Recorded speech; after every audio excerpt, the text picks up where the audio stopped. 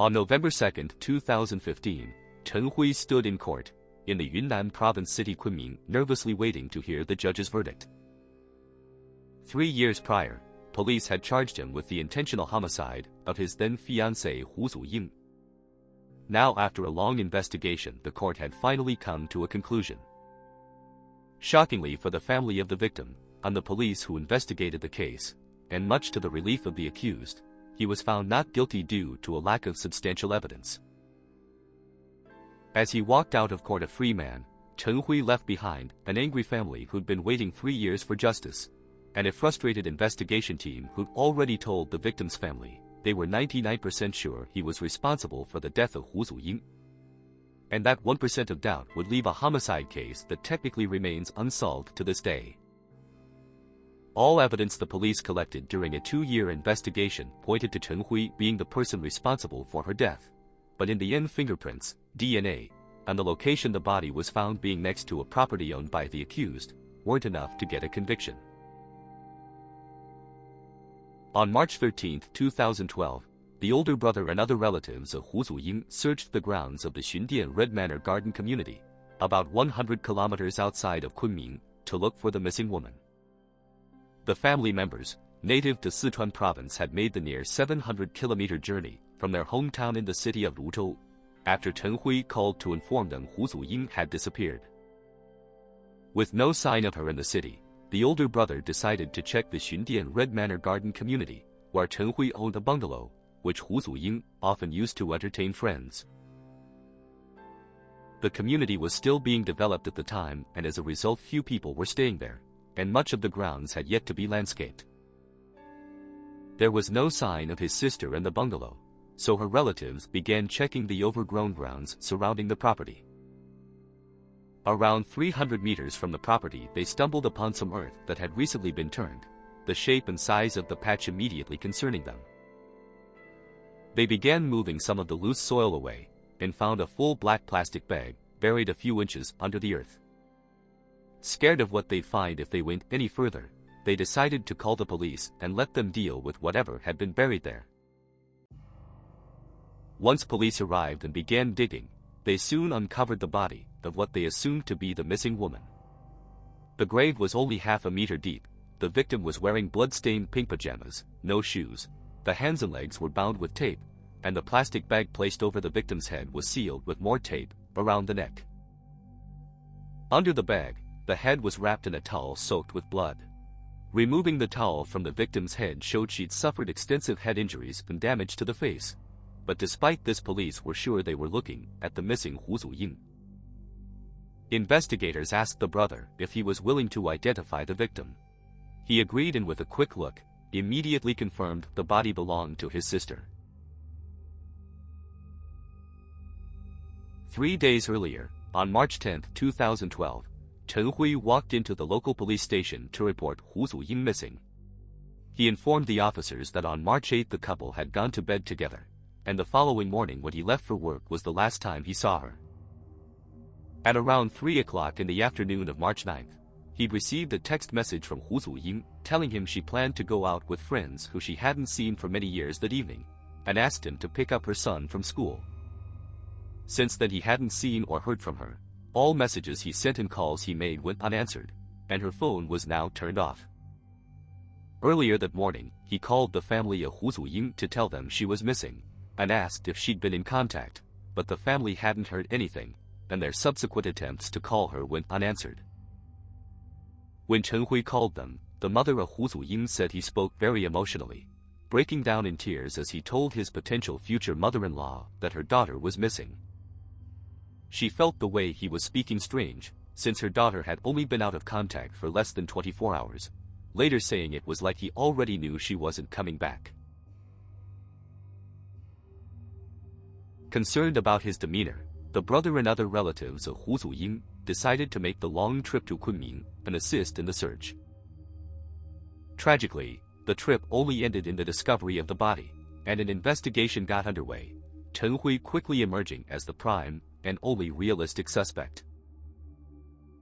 Examination of the body showed that Hu Zu Ying suffered a violent death. She had multiple fractures of the bones in her head, face and chest, the result of being viciously beaten with a heavy blunt implement. The medical examiners estimated that the victim had been deceased for 4 or 5 days. This judgment was made after looking at the contents of the victim's stomach, which suggested she'd last eaten around 6 hours prior to her death. A forensic team searched the area the body was buried, and the bungalow belonging to Chen Hui. Police found and made casts of several footprints around the gravesite. Furthermore, numerous bloody fingerprints were found on some of the tape which was used to bind the victim. Police suspected the scene of the crime was the bungalow. However, as they began the examination, it quickly became apparent that this wasn't where the attack took place. There was no indication of a violent struggle, nor any signs that there'd been an attempt to thoroughly clean the property to remove potential evidence. With the victim being found shoeless and wearing pajamas, police believed she'd been assaulted while at home, and since this wasn't the crime scene, the obvious conclusion was that she was attacked in the apartment she shared with Chen Hui. However, on examining the home, once again there was no sign of violent confrontation taking place, and no evidence there'd been an attempt to clean the room. With the violence displayed and the injuries the victim suffered, the beating would have left behind significant amounts of blood. As the physical evidence was being collected, officers were looking into the text message sent from the phone of Hu Zu Ying. They found no evidence that she'd met anyone on March 9th. She wasn't seen on the residential community's surveillance system, and when speaking to friends of the victim, police were unable to find anyone she arranged to meet. Her brother suggested to police that the text message didn't sound like his sister. He felt the language used was too polite and formal compared to how she normally communicated with people she had a close relationship, showing officers other messages for comparison. While investigators thus far had been unable to locate the phone, they got the records of calls and texts. They showed that the message was sent from a base station which covered the building Chen Hui worked, not the apartment he lived. With this information, and no evidence Hu Zu Ying had left the apartment, it heavily pointed to the phone being in the building Chen Hui worked at the time the message was sent. The evidence against him mounted up when the blood-stained latent fingerprints found on the tape binding the victim came back as belonging to Chen Hui. And things just continued to look bad for him when a DNA sample pulled from the towel covering the victim's head was proven to be his. With the phone records suggesting the message sent on March 9 from the victim's phone came from the workplace of Chen Hui, investigators began poring over security camera footage of March 9 in an attempt to track his movements. At noon on March 9, Chen Hui drove his car into the residential community his apartment was located and backed the vehicle up to the door of his building.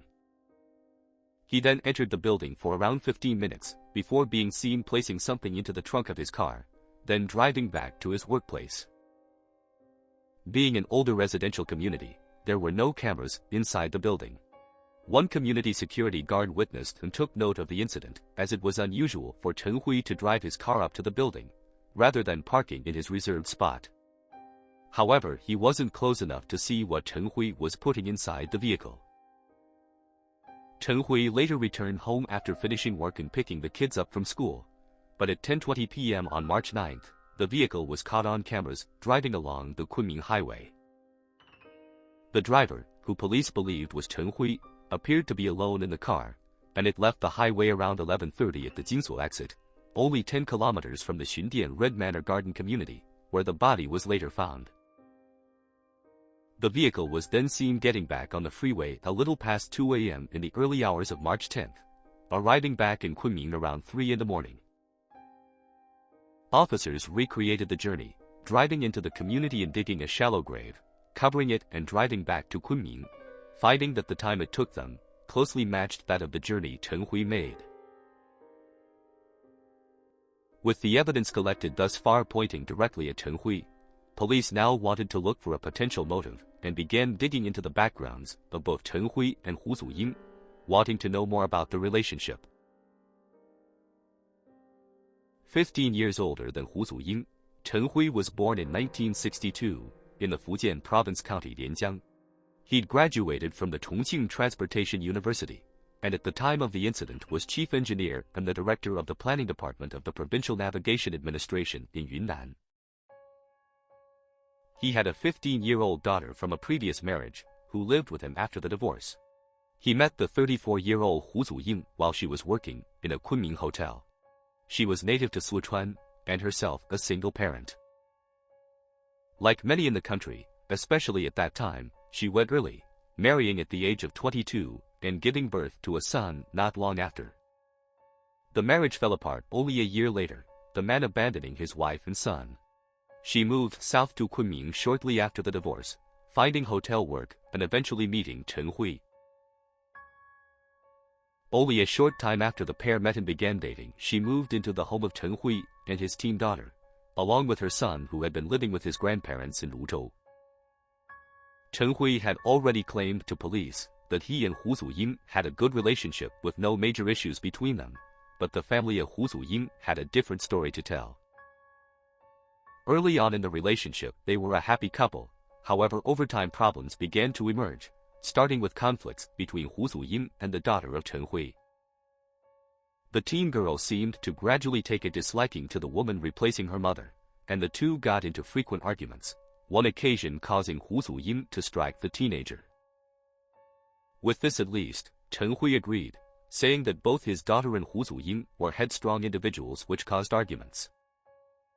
But he felt this was common in their situation, and disagreed with the family of Hu Zu Ying, saying there were also conflicts between him and his fiancée. Her still only being his fiancée, according to the Hu family, was the major reason for the arguments between them. Hu Zu Ying was keen to marry, but Chen Hui seemed to keep finding reasons and excuses to not officially make them husband and wife.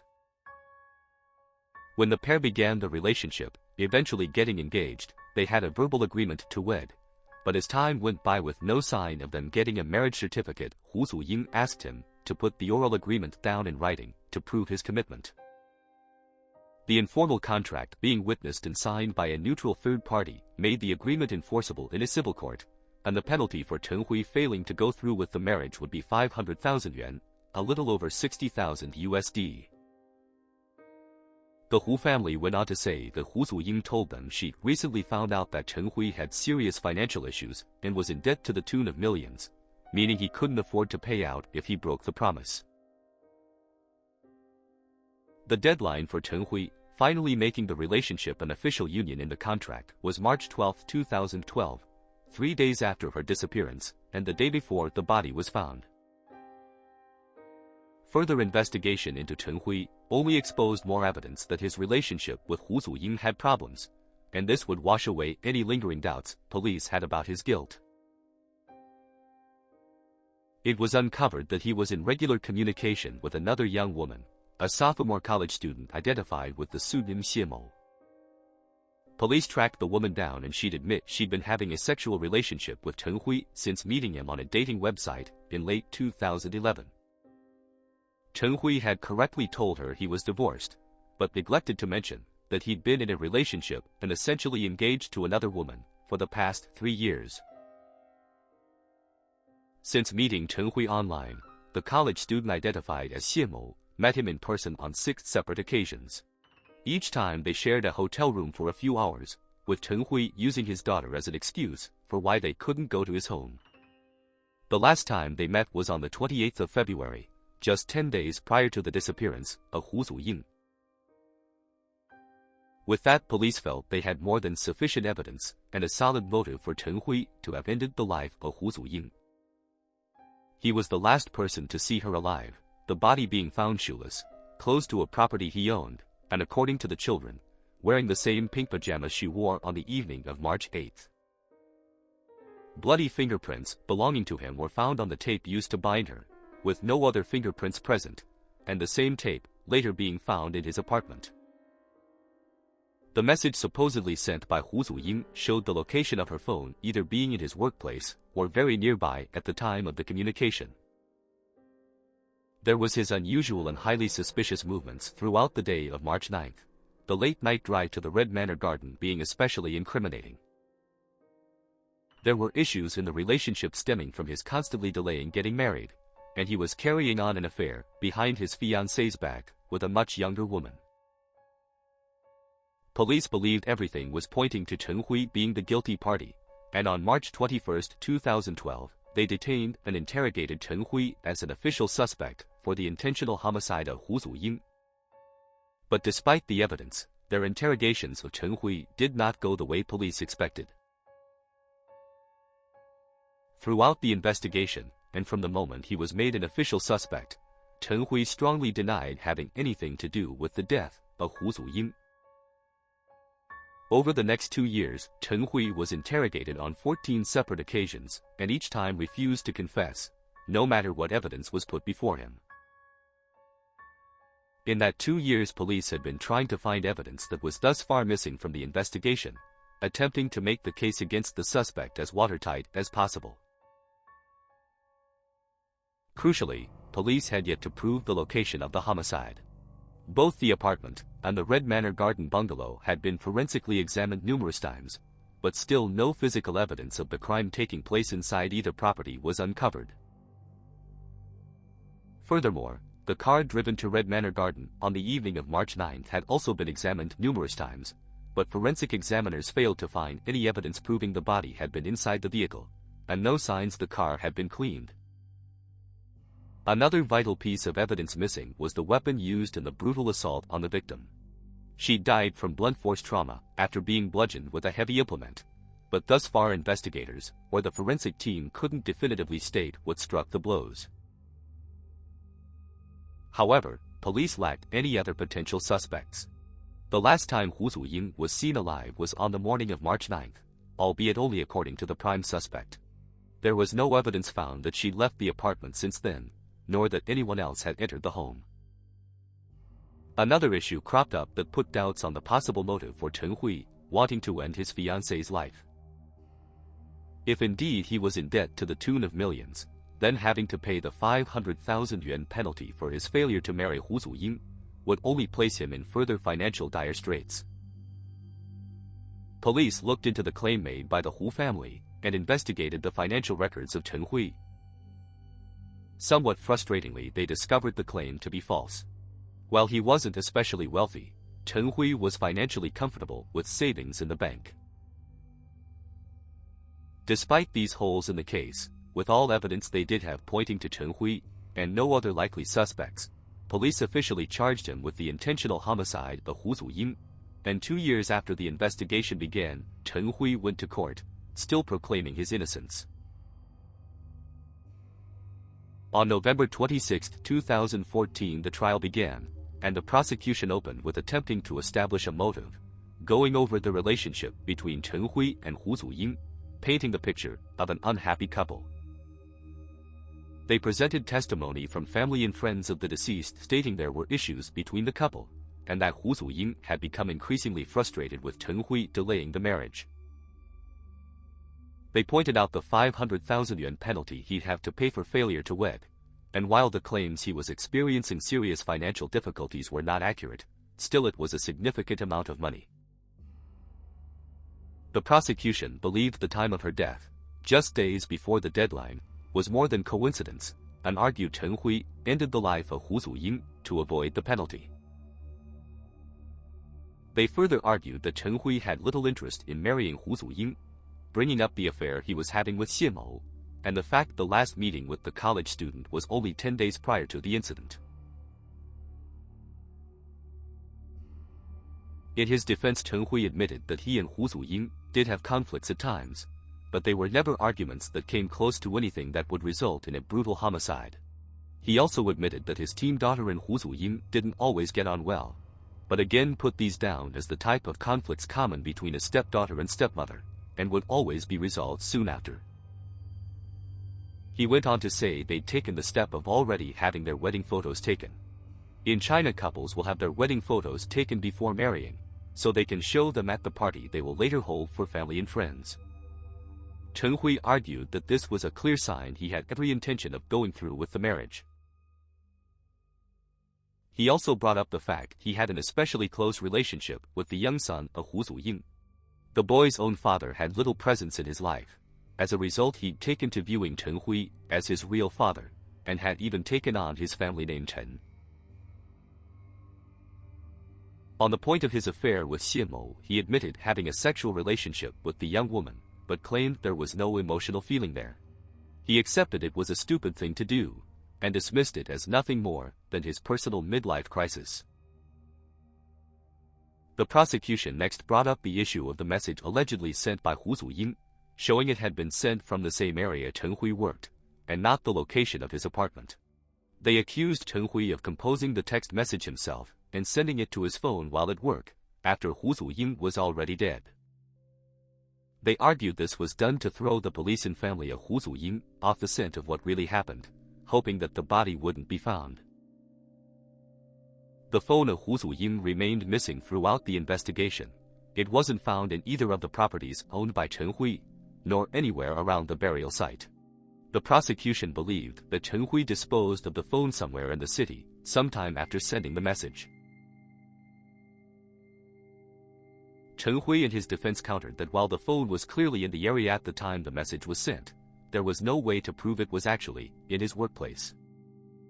The base station covered the area around where Chen Hui worked, which included a shopping street to the rear of his workplace. There were a number of clothes stores along the street, which according to Chen Hui, Hu Zu Ying often went shopping. Therefore it was entirely possible she was on the street that afternoon and bumped into some old friends, then sent the message saying she intended to have dinner outside that evening. The prosecution then moved on to his movements on March 9th. They claimed the reason he returned to the apartment at noon, backing the car up to the doorway of the building, was to place the body of Hu Zu Ying in the back of the vehicle, having planned to hide it at the Red Manor Garden. They argued that he chose this time as he would have known that most people would either be home eating lunch or at their workplace, so it was unlikely he'd be troubled by too many potential witnesses. After work and picking up the kids from school, he then drove home with the body still in the trunk. Waiting until the kids were asleep, he then made the late-night trip to the Red Manor Garden, dug the shallow grave, and dumped the body there, before driving back to Kunming.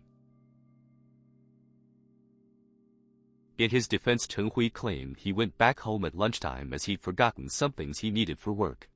He was only there for between 10 and 15 minutes and the home was empty while he was there.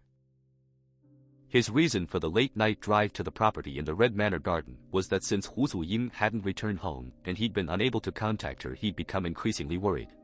However, knowing she often used the bungalow to entertain friends, he made the trip hoping to find her there. He waited for a time to see if she'd turn up, but eventually had to drive back to Kunming as his 15-year-old daughter and the young son of Hu Zu Ying were at home alone. The prosecution brought up the fact police investigators had recreated the journey, along with digging a shallow grave the same size as the one the body was found, and it took a remarkably similar time as the trip Chen Hui made. In response, the defense were quick to point out that the officers who took part in the recreation were considerably younger, fitter, and stronger than the middle-aged Chen Hui. They argued it was unreasonable to believe that the defendant would be able to dig, then fill a gravesite at the same speed as a young, physically fit police officer who was expected to maintain certain standards of fitness as part of his job. The prosecution continued to bring up more suspicious behavior from Chen Hui around the time of the homicide. Looking into his internet history, police discovered he searched for the terms intentional homicide, fingerprints, and cell phone location several times in the days after reporting his fiancée missing. Chen Hui claimed he did this to try and learn more about investigation techniques and to see if he could find clues as to what happened himself. The next point brought up by the prosecutors was what police believed was the strongest evidence pointing to the guilt of Chen Hui, the physical evidence of the bloody fingerprints on the tape binding Hu Zu Ying, and DNA found on the towel wrapped round her head. The argument put forward was that they both showed that Chen Hui had, at the very least, been in close contact with the body. No other fingerprints were found on the tape, and no third person's DNA was found on the towel. Both the same tape and type of towel were found in the home of Chen Hui, and therefore, he had to be considered the most likely guilty party. However, the defense quickly brought the strength of the evidence into question. They pointed out that Chen Hui never denied owning the tape, and since that was the case, it was only natural for police to find his fingerprints on an item he owned. Furthermore, the prints were only found on one piece of the tape, while the perpetrator had used the tape to bind Hu Zu Ying in 3 places: the hands, legs, and around the neck. Since the fingerprints of Chen Hui were found on one piece of the tape, it was evidence he wasn't wearing gloves while he supposedly bound the victim. Therefore, his fingerprints should have been present on each piece of the tape. Otherwise, he inexplicably decided to remove the gloves after applying the first piece. They suggested his prints were only present on the top layer because he'd obviously handled the tape before. Once the top layer was removed, the fresh layer wouldn't have his fingerprints on it. Logically, if the fingerprints were already on the tape, then it stood to reason that they'd become saturated with the blood of the victim. They went on to point out that his fingerprints weren't found anywhere else on the victim, most notably being absent from the plastic bag covering her head. A similar point was made about the towel. Since he owned the item and it was in his home, his DNA being present shouldn't be viewed as suspicious, and therefore didn't point to his guilt. Thus far, the defense team had done solid work in challenging the prosecution's case, but when they got the opportunity to put forward their own arguments, they cast further doubt on the guilt of Chen Hui. They pointed out the investigation team's inability to find the weapon used in the assault. The two homes, the areas around them, and the route Chen Hui took from Kunming to Red Manor Garden and back had been extensively searched and turned up nothing. But perhaps even more crucial to the defense was the point that after 2 years of investigation, police were still unable to confidently state where the homicide took place. Both homes had been painstakingly examined on numerous occasions, and not a single piece of trace evidence of the violent assault was found in either. Furthermore, neither property showed signs of having been extensively cleaned to remove potential evidence. The defense argued that with the death of Hu Zu Ying being an especially violent one, there should have been some trace evidence of the incident taking place. It was a similar story with the car. Since there was no evidence that the body had been in the vehicle, the defense argued that the claim Chen Hui used the car to transport the body on the evening of March 9th should be disregarded. The car, much like the two properties, was examined numerous times, but the forensic team failed to find any trace of blood in the vehicle. The defense stated this was extremely unlikely, given the amount of blood soaked into the clothing of the victim. Furthermore, there were no signs of soil that would have likely got on the shoes of Chen Hui if he had been the person to bury the body, and nothing suggesting that the car had been cleaned in attempts to remove possible evidence. The defense then brought up evidence of footprints found at the burial site, something the prosecution knew damaged their case. When police arrived at the scene and uncovered the body, there were several footprints found. Obviously, some belonged to the people who discovered the site, however there were others that didn't. Police had taken casts of the prints, and after eliminating those that belonged to the relatives of Hu Zu Ying, they checked the others against footwear belonging to Chen Hui. However, they failed to find any that matched the casts of the footprints found at the scene. They also questioned the time of death as estimated by the medical examiners. It was estimated that Hu Zu Ying last ate 6 hours before her death, which police believed would have been when she had dinner with the family on March 8th. This caused her time of death to be put down as sometime on the evening of March 8th, or possibly in the early hours of March 9th. Chen Hui claimed that Hu Zu Ying was still alive the morning of March 9th when he left for work. The defense argued that without a positive time of death, then the homicide could have happened any time after he walked out of the apartment that morning. When Chen Hui got the opportunity to speak in his own defense after his lawyers made their case, he was able to create further doubt about his guilt. He started by saying he was a university scholar, and had never in his life caused harm to anything, not even killing chickens when he was growing up in his rural hometown. He said it was unimaginable for him to have the ability to harm a human being, let alone brutally ending someone's life. Physically, Hu Zu Ying was a similar size to him, and he argued that since he was older, not especially strong or athletic, she would have attempted to fight him off if he tried to attack her. But when he first spoke to police to report the disappearance, he showed no injuries suggesting he'd been involved in a violent fight. He went on to say the children were at home on the evening of March 8th, and argued the brutal death of Hu Zu Ying couldn't have taken place without any noise being made, yet the children weren't woken all night. Continuing, He pointed to police reports which showed that there were no statements from neighbors saying they heard anything unusual or resembling a fight. He went on to state that Hu Zu Ying weighed about 63 kilograms, and the building didn't have an elevator. He argued that he was physically incapable of carrying her body downstairs from the 6th-floor apartment to the car by himself, adding that the security guard who witnessed him confirmed he was alone at the time. With that, the trial came to a close, but it would take a further 6 months for the judges to come to a verdict, as they went through the evidence and arguments submitted. In the June of 2015, the courts declared Chen Hui not guilty of intentional homicide. They said there was no undisputable evidence presented which directly connected Chen Hui to the death of Hu Zu Ying. Unhappy at the verdict, the family of Hu Zu Ying protested, and a review of the investigation was ordered. At the same time, they filed a civil lawsuit against Chen Hui, demanding 770,000 yuan, a little over 90,000 USD, in compensation. The final verdict in the case came back on November 2, 2015. The original verdict was upheld as no new evidence had come to light, and Chen Hui was declared not guilty. This decision also saw the civil lawsuit fail, as Chen Hui successfully argued that there was no obligation to compensate the family, since he was declared innocent. Despite the judge's verdict, both the family of Hu Zu Ying and the police who investigated the case remained convinced Chen Hui was guilty. Other than Chen Hui, the last confirmed people to see Hu Zu Ying were the 2 children living with them. They both stated they last saw her on the evening of March 8 before going to bed.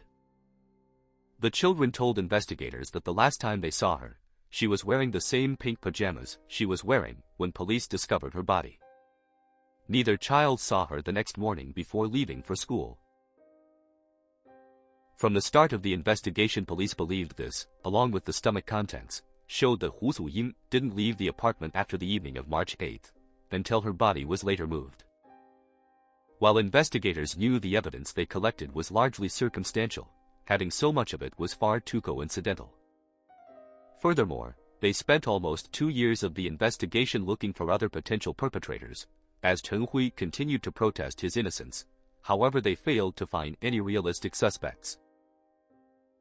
In the aftermath of the verdict, the state broadcaster China Central Television produced an investigative documentary about the case, in which they interviewed Chen Hui, the family of Hu Zu Ying, and their lawyer. The appearance of Chen Hui did little to quell the suspicion around him in the eyes of the public, and netizens put forward numerous conspiracy theories online as to what they believe happened. The young son of Hu Zu Ying would be placed in the custody of his grandmother, and returned to their hometown in Luzhou. Since the case is officially unsolved, it will be periodically reviewed and re-investigated, with police attempting to find new evidence or alternative suspects, and for the family of Hu Zu Ying, this is the only hope they have to get answers and justice. Thanks for watching. If you enjoyed the video, please consider giving it a like, leaving a comment, and subscribing to the channel. And hope to see you again for the next dark tale from the Middle Kingdom.